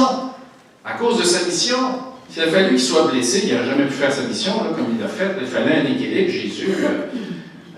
Puis bon, en plus, non seulement il y avait la Sainte Famille, mais le Père est en lui. Le Père et moi, nous sommes un, on disait dans Jean. Ce qui fait que nous autres, c'est la même chose. J'ai été beaucoup aimé. Mettons, parce que j'en vois à l'hôpital, je vois tout de suite la différence quand je rentre dans une chambre d'hôpital, entre ceux qui ont été aimés et ceux qui n'ont pas aimé, ça se voit tout de suite. Ceux qui ont été aimés, là, ben écoute, ils gèrent leur maladie et la mort bien différemment. Là. Puis les gens sont là, oui, je suis reconnaissant, j'ai une mère, puis là, ils prient leur mère au ciel, puis c'est bien important pour eux. Comme ma mère est extraordinaire, puis tu vois que ça donne une base dans leur vie, là, tu sais. Mais ceux qui ont été aimés, si j'ai eu la chance d'être aimé, c'est parce que c'est pour ma mission aussi. J'aurais à apporter plus aux autres. Quand j'ai été aimé, c'est sûr que je peux plus apporter aux autres que quelqu'un qui n'a pas été aimé, là, qui va se ramasser en prison parce qu'il a juste commis la violence dans sa vie. On n'est pas meilleur parce qu'on est plus aimé. Ça va faire de nous des êtres plus féconds, tant mieux, mais encore. Hein, la fécondité spirituelle, c'est bien mystérieux aussi. Hein? Il y en a qui sont plus féconds qu'ils n'imaginent. Hein? Dieu ne calcule pas de la même façon que nous. Là. Il n'est pas dans la performance mathématique.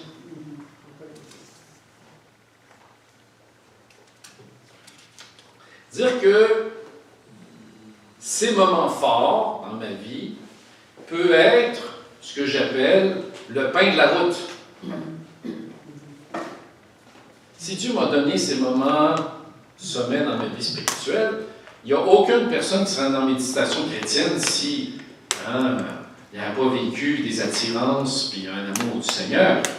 Hein? Tu ne me chercherais pas si tu ne m'avais pas déjà trouvé. C'est qui disait ça? Je ne sais pas si c'est Pascal ou un autre, là, parce que je me souviens plus qui a dit ça, mais c'est une belle parole bien connue. Tu ne me chercherais pas si tu ne m'avais pas trouvé. Saint-Augustin. C'est Saint-Augustin. Bon, merci, Michel. Si vous êtes ici, c'est que vous avez vécu l'expérience spirituelle, là, parce que vous ne seriez pas ici. C'est une grâce. Hein? C'est une grâce, c'est Dieu qui appelle. C'est une grâce. On appelle ça grâce. Mais grâce, le cadeau, le mot grâce, il faut l'expliquer un peu. Fait que là, ce qui fait que on a du pain de la route. Moi, je trouve ça beau parce que je travaille à l'hôpital, puis les gens tu sais, les fins de vie, les gens, des fois, la majorité du monde, ils vont arriver, leur mère va décéder, comme ça. Puis là, ils vont dire, ah ben là, on veut les derniers sacrements, l'extrême onction. Hein, ils demandent ça, les gens, sur l'hôpital. Vous savez que ça n'existe plus depuis Vatican II. Ça n'existe plus. Depuis 1964, on ne parle plus d'extrême onction, dernier sacrement. Ça a été une mauvaise théologie. Hein, parce que ce que les gens parlent, c'est le sacrement des malades. C'est comme ça qu'on appelle aujourd'hui. Le sacrement des malades qui est offert dans les paroisses, parce que le sacrement des malades, pas pour les mourants. Là. Mauvaise théologie qu'on a eue à cause du Moyen-Âge. Parce que le sacrement des malades, ça a toujours été pour les malades, pour les aider à vivre leur maladie, à avoir des forces spirituelles. Parce qu'être malade, parce que je suis aux premières loges, là, c'est pas facile. En tout cas, comme disait quelqu'un, devant la souffrance, renonçons à nos discours. Hein. Mieux d'écouter, on ne se trompe pas. Parler. Ça veut dire que le sacrement des malades, c'est un beau sacrement. C'est pour m'aider à avoir la force d'avoir seulement de la guérison. Mais c'est surtout au moins avoir des forces spirituelles pour le vivre. C'est un méchant défi. Ce qui fait que c'était comme ça depuis longtemps. Mais au Moyen-Âge, on s'est dit, le sacrement des malades, ça pardonne les péchés aussi. Un effet secondaire tout à fait bienfaisant. Là, on avait tellement de mauvaise théologie, c'est que là, on avait peur de l'enfer, du jugement de Dieu. Ce qui fait que là, écoute, on se dit, hey, des coups qu'on fait des péchés mortels, qu'on se ramasse en enfer, il faut éviter ça. De toute façon, tout le monde va aller au ciel, hein? Personne ne va aller en enfer, bien sûr. Fait que là, au Moyen-Âge, on a inventé, on va le mettre 5 minutes avant de mourir. 1 minute avant, c'est encore mieux. Parce que comme ça, la personne reçoit le sacrement, c'est sûr que c'est pour la maladie, mais on s'en fout de ça, ça pardonne le péché. Bingo! On n'a pas le temps de pécher, c'est le ticket pour le ciel. Non, mais on rit, mais c'était ça, là. Ce qui fait que, dans le temps, ceux qui sont plus âgés ont connu ça, hein, dans les films, le prêtre vient à la toute dernière minute, tout en noir, pour amener l'onction, l'huile. Quand le prêtre rentre dans la chambre, il y en a qui mourraient de peur déjà, juste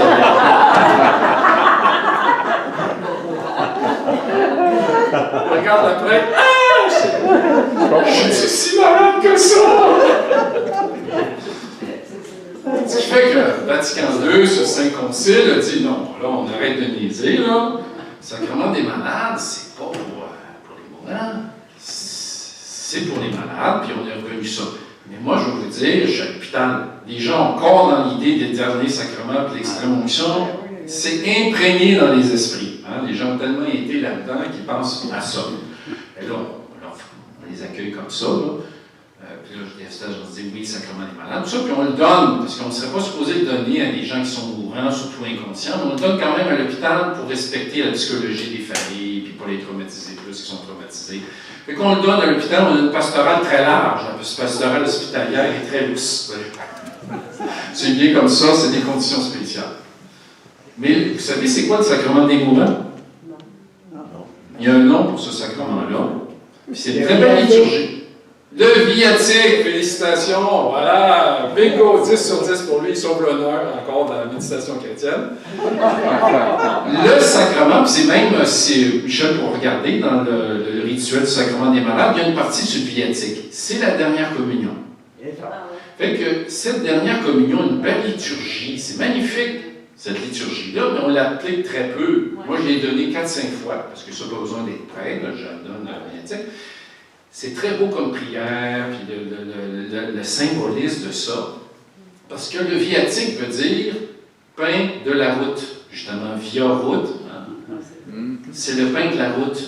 C'est ton dernier voyage. On te donne une nourriture pour faire le passage, pour t'en aller, hein, avec ton petit baluchon, pour t'en aller vers l'éternité plus. Fait qu'on nous donne le pain de la route. C'est tellement beau. Mais souvent, on ne le donne pas parce que les gens sont inconscients. Fait que là, on fait une prière plutôt. Moi, je fais plutôt des rituels de fin de vie ou des rituels de bénédiction, comme j'appelle, pour pas faire peur au monde. Là.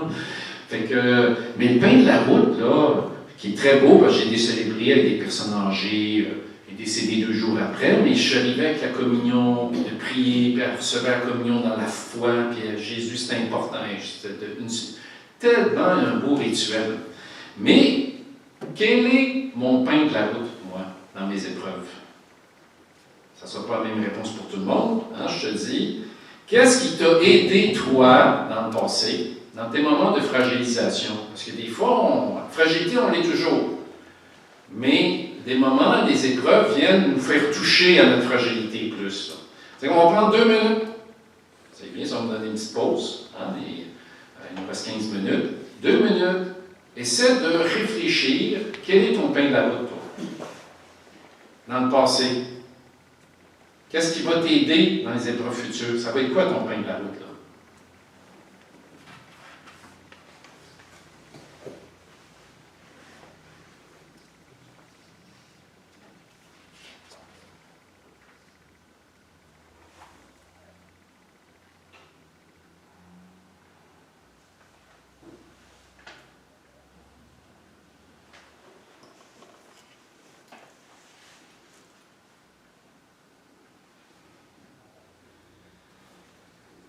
Et quand tu prends conscience quel est ton pain de la route, qui est propre à toi, hein, tu dis dans le passé, voilà ce qui m'a aidé à traverser mon moment de fragilité.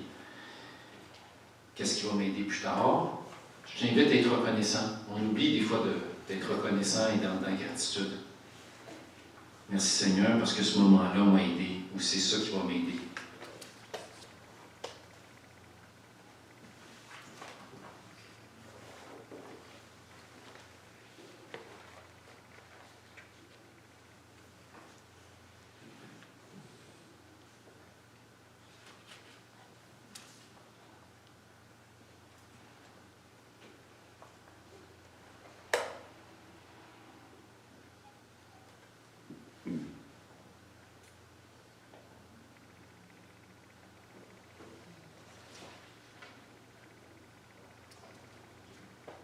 Je vais t'inviter pour faire ce cours, parce qu'on a des petites choses à dire. Bien, tu peux continuer hein, chez toi aujourd'hui.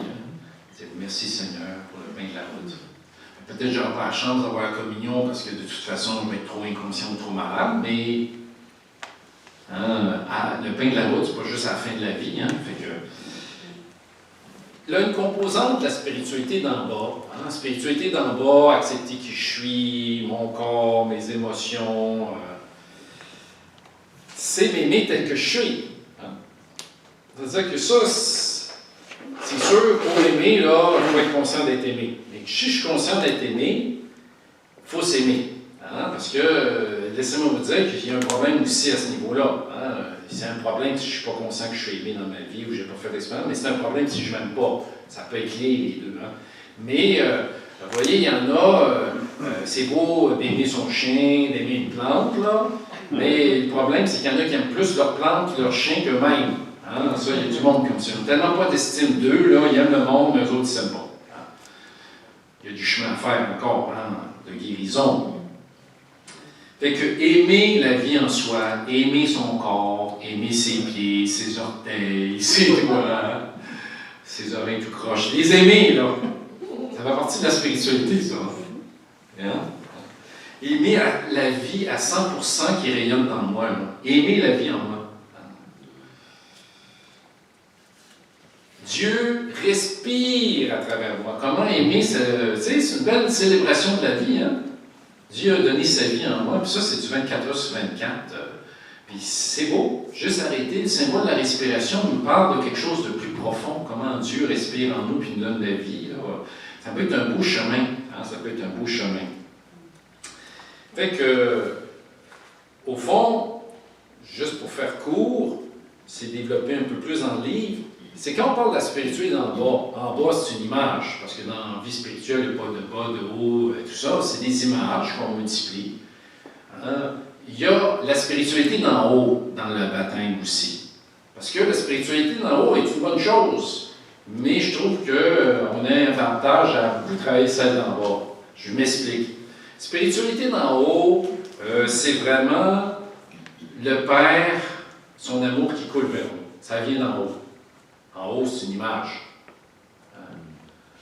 Toutes les images sont déficientes quand on parle de la vie spirituelle de Dieu. Mais on les utilise, ça dit un petit quelque chose de vrai. Hein? C'est-à-dire que Jésus vit la spiritualité d'en haut. Le Père manifeste son amour. Tu es mon Fils bien-aimé, la colombe descend sur nous. spiritualité du haut vers le bas. Et Jésus, lui, la spiritualité d'en bas, c'est qu'il sort tel qu'il est. Hein, Jésus vivait parfaitement ces deux spiritualités dans sa personne. Il recevait sans cesse l'amour du Père et était la réponse totale, l'accueil parfait à cet amour. Et ça, vous avez ça dans Saint Jean. Jean 16, 28. « Je suis sorti d'auprès du Père et venu dans le monde. À présent, je quitte le monde et je vais vers le Père. » Je la relis parce que c'est pas beaucoup de mots, mais c'est très riche. Hein? Je suis sorti d'auprès du Père et venu dans le monde. À présent, je quitte le monde et je vais vers le Père. C'est que la spiritualité dans le bas, je quitte le monde, je quitte le Père, je viens dans le monde, mais je quitte ce monde pour tourner vers le Père. C'est qu'il y a un mouvement. Puis ce que Jésus a vécu parfaitement, on le vit nous autres aussi. Hein, on reçoit, on se donne. Il y a un mouvement. La vraie spiritualité, le souffle, on va mettre ça en articulation. Où est le problème? C'est que dans la spiritualité d'en haut, c'est l'ego qui vient des fois empêcher la spiritualité d'en haut en trafiquant l'accueil. Parce que la spiritualité d'en haut est inefficace si on n'accueille pas. Parce que le pharisien qui se vend devant Dieu, il n'accueille rien. Il faut être comme le publicain pour recevoir la spiritualité, pour recevoir l'amour du Père. L'ego du pharisien fait qu'il ne reçoit rien de la spiritualité d'en haut. Si je travaille la spiritualité d'en bas, c'est sûr que la spiritualité d'en haut va venir. Vous voyez, c'est pour ça que moi je pense, pour les pauvres petits humains on a à travailler la spiritualité d'en bas de s'abaisser et on sera élevé par la spiritualité d'en haut, ça va être automatique. Mais parce que la spiritualité d'en haut est bien, tout don vient du Père, puis tu sais, la spiritualité d'en haut a ses lettres de noblesse, mais le problème c'est qu'on n'accueille pas bien cet amour. Puis l'ego est le grain dans l'engrenage qui nous empêche de recevoir. Hein? C'est que c'est toujours l'ego qui nous empêche de bien recevoir l'amour. Un peu comme le grand frère dans l'enfant cosmique. Oui, le grand frère dans l'enfant cosmique, effectivement, lui est dans l'ego. Il ne peut pas accueillir que son père donne tout gratuitement à son frère. Lui, il n'est pas dans cette logique-là. Il ne peut pas comprendre. Oui, c'est ça, c'est que comme tu disais, toi qui aimes beaucoup la grâce, c'est plein de grâce dans cette parabole. Où justement le père aime gratuitement ses enfants, puis lui, le pauvre fils aîné, s'imagine c'est parce qu'il travaille, qu'il était bien, alors qu'il était né au-delà de tout ça.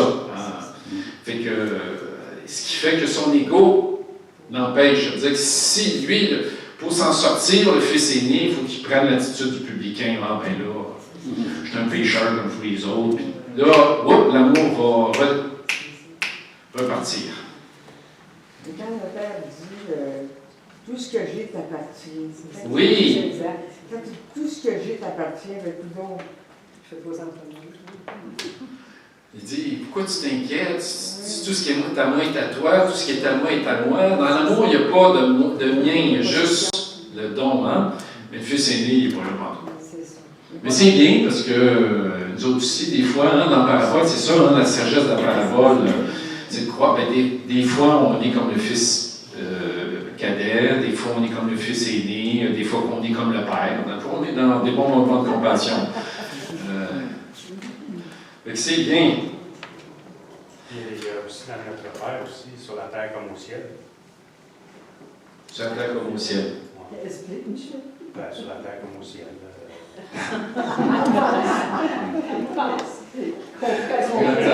Au ciel, comme au ciel, comme sur la terre. La spiritualité dans mon Fait que là, on termine, hein, on s'en va là, dans ces dernières minutes. Vous voyez, spiritualité d'en haut, je ne reviens pas trop là-dessus, je passe vite. Je reste plus longtemps dans le livre, mais c'est pas important. Je pense que vous avez compris le concept, la spiritualité d'en bas, on n'en a jamais trop. Si on a ça, le reste va suivre. Pas trop. D'après moi, je vous partage fraternellement où je suis. Moi, je ne vous dis pas que j'ai la vérité là, l'absolu, mais j'ai été payé, ou je ne sais pas si je vais être payé, mais je vais être. Je suis payé pour parler. Donc, il faut bien que je dise quelque chose. Pas trop gonfler l'ego. C'est ça, pour gonfler l'ego. Hein? Faut que je laisse mon ego aussi. Hein? Comme dit Michel. Fait que, pour terminer, une des grandes figures, mais on n'en parlera pas beaucoup parce qu'on n'a pas le temps, moi je pense qu'une des grandes figures dans l'Évangile de la spiritualité dans le bois, c'est l'enfant. Jésus est assez révolutionnaire d'avoir pris la figure de l'enfant. C'est un des premiers dans l'Antiquité à faire de l'enfant un modèle spirituel. Il n'y a pas personne avant lui, en Occident, parce qu'en Orient on ne sait pas, en Occident qui a pris cette figure de l'enfant.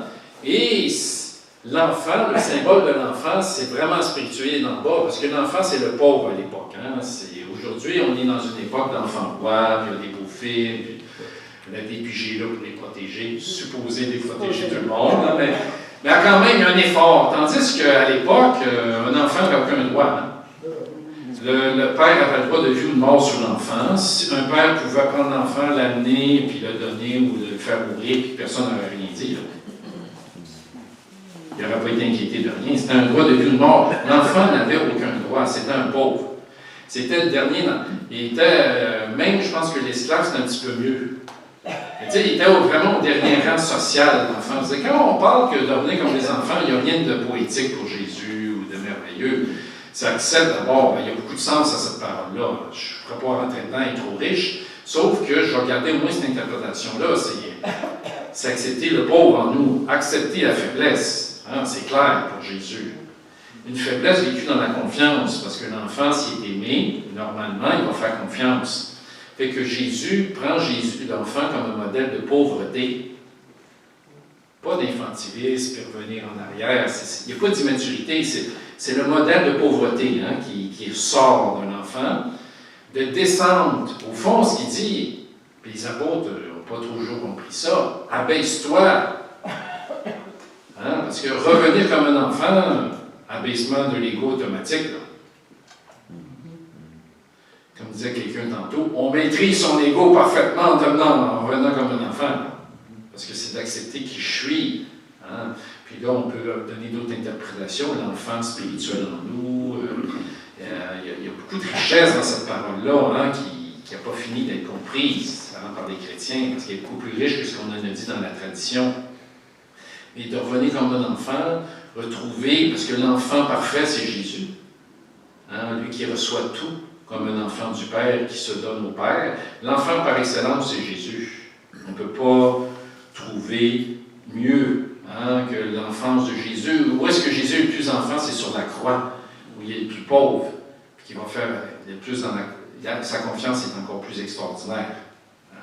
Fait que l'enfance évangélique, c'est pas comme revenir en arrière chronologiquement, parce que c'est sûr, quand vous et moi, tout le monde ici veut rajeunir, hein? J'en connais pas un qui ne prendra pas un ticket pour rajeunir un peu. En tout cas, pour le moment, non. Juste un ticket de 5-10 ans, on serait bien content. On rêve tous de rajeunir, puis d'avoir retrouvé nos forces. Hein, si ce n'est pas rajeunir, peut-être garder notre face, ou qu'on est habitué avec notre vieille face, là. Retrouver nos énergies d'avant, là, puis plus d'autonomie, plus de force. Hein, si jeunesse savait, si vieillesse pouvait. Hein. C'est donc vrai. À un moment donné, Et l'enfance évangélique n'est pas comme ça. L'enfance évangélique, c'est un état intérieur. C'est pour ça que c'est une bonne nouvelle, ça. Parce que l'enfance peut toujours grandir en nous. Notre jeunesse peut toujours se rafraîchir spirituellement. Contrairement, malheureusement, la petite tragédie de vieillir, là, la petite ou la grosse, ça dépend. Mais redevenir comme l'enfance spirituelle, c'est Jésus, avec le Père. C'est-à-dire que ça, notre enfance, c'est devenir de plus en plus enfant avec Jésus, de plus en plus dire à bas avec lui. Notre enfance est devant nous. C'est l'enfance qui nous attend. Il n'y en a pas d'autre. Au ciel, imaginez-vous pas que vous êtes là comme les pharisiens. Là. Si on rentre au ciel, c'est comme des enfants. Jésus l'a dit, celui qui ne devient pas comme un enfant ne rentre pas dans le royaume. C'est assez clair. C'est une des paroles les plus radicales de l'Évangile. Mais il faut comprendre qu'est-ce que ça veut dire. Hein? C'est que spirituel, il faudra s'abaisser comme l'enfant. Là. Celui qui s'élève sera abaissé. Si tu veux rentrer dans le royaume, il faut que tu t'abaisses comme l'enfant. Là. Sinon, ça ne rentre pas. Tu ne peux pas rentrer. Il faut cette attitude. L'attitude dans Dieu ou l'attitude au ciel, c'est celle du Père, du Fils et de l'Esprit Saint qui est l'amour, que don, accueil, qui est une enfance éternelle, dans le sens spirituel, j'entends. Fait que, je vais terminer avec cette belle parole de Maurice Zundel. Celle de Maurice Zundel, je vous dis tout de suite. Qui ne s'est pas senti transporté en prière en face d'un petit enfant qui repose entre ses bras? Peut-être est-ce là la plus sublime image du jugement dernier, une sorte de confrontation silencieuse avec l'innocence de Dieu. Je répète pour Michel. Qui ne s'est pas senti transporté en prière en face d'un petit enfant qui repose entre ses bras?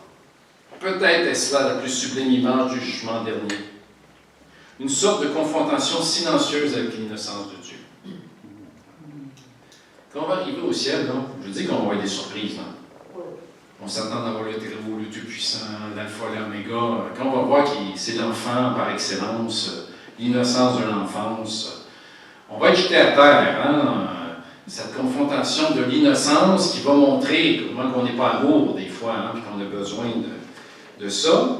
Fait que les enfants, dans le meilleur des cas, nous disent un peu de cette éternité, de temps en temps. Hein? De cet ailleurs, de ce Dieu. Hein? C'est-à-dire que que ferons-nous quand justement on sera face à Dieu? Voilà notre espérance. Hein, je parle des chrétiens, je parle pas comme ça. Plus tard, je ne parle pas de même, inquiétez-vous pas.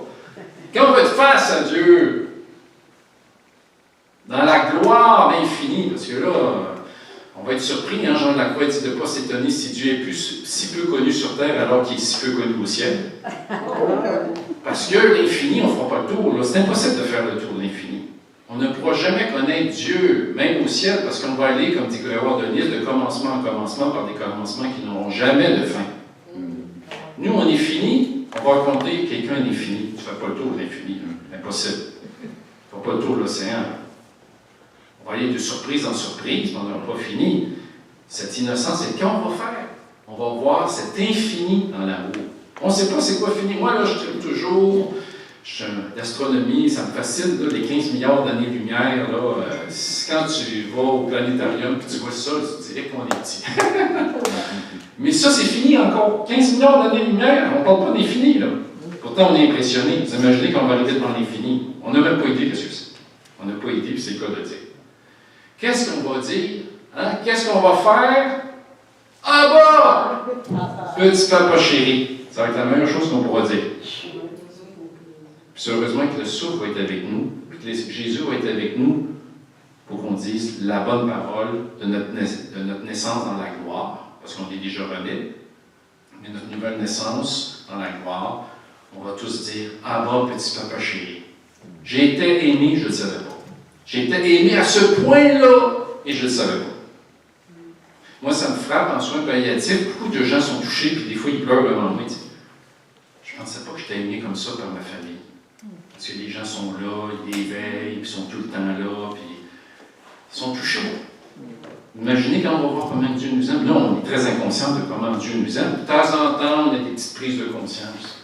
Et quand on va le voir face à face, comment on est aimé infiniment par Dieu. Sky is the limit, c'est quoi de dire? Fait qu'on va dire, hein, petit papa chéri. En tout cas, c'est ce que je me souhaite, ce que je nous souhaite, qu'on puisse avoir ce cri du cœur, et on rencontrera cette silencieuse et redoutable innocence de Dieu, qui sera comme un enfant. Comme, c'est des images.